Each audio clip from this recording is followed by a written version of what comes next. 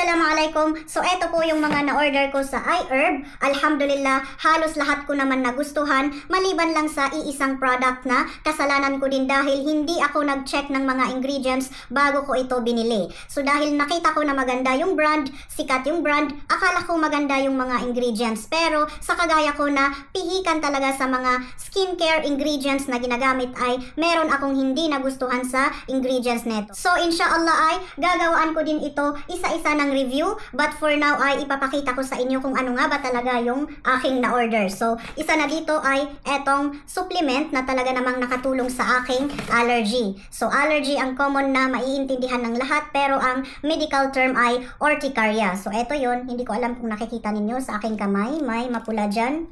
Eto pa. Ayan, talagang nag-suffer ako ng matagal sa urticaria na ito, and so far, alhamdulillah, super nakatulong sa akin ito. So next one ay etong Nambuzin. Eto, sobrang mashallah, wow, mashallah. Sobrang nagustuhan ko ito. Alhamdulillah, hindi ako nagkamali dito.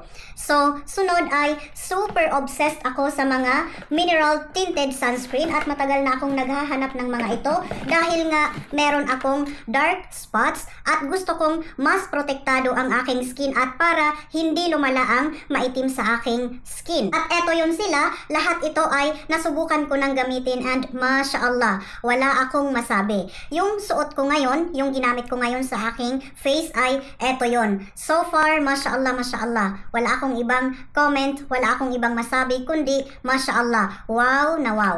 Next product ay eto, hindi ko pa ito nabubuksan. At matagal na talaga akong naghahanap neto. Dito sa Kuwait ay wala talaga akong mahanap neto. Ang available lang dito ay yung rose hip seed oil, pero hindi yun yung gusto kong gamitin, kundi eto talagang rose hip oil. Ay, mashallah, balot na balot. So eto yun, mashallah, organic rose hip oil. Isa sa mga dahilan kaya gustong-gusto ko ng rose hip oil ay mayaman ito sa vitamin A. At alam nyo ba kung ano yung mga vitamin A?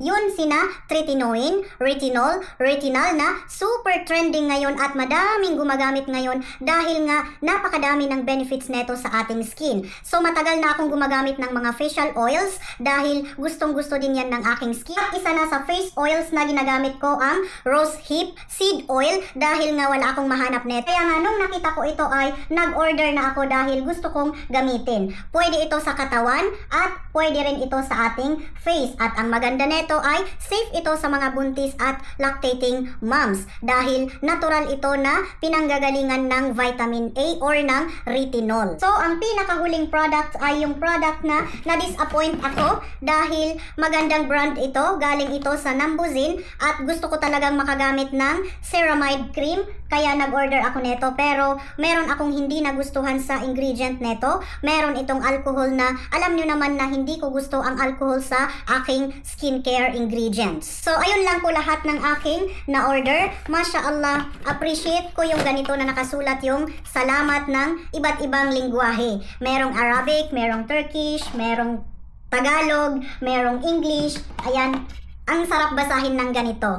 Anyway, kung gusto nyo ring mag-order sa iHerb ay gamitin nyo ang code na nasa screen ninyo para magkaroon din kayo ng discount. Dahil deserve natin ng discount. Sa kamahal-mahal ba naman ng mga skincare products ngayon ay kailangan may discount ang mga bibilihin natin. So gamitin po ninyo yan, hindi kayo magsisisi para kahit papaano ay may bawas ang ating i-order. So inshallah ay isa-isa kong ipopost ang mga review ko sa mga products na nabili ko.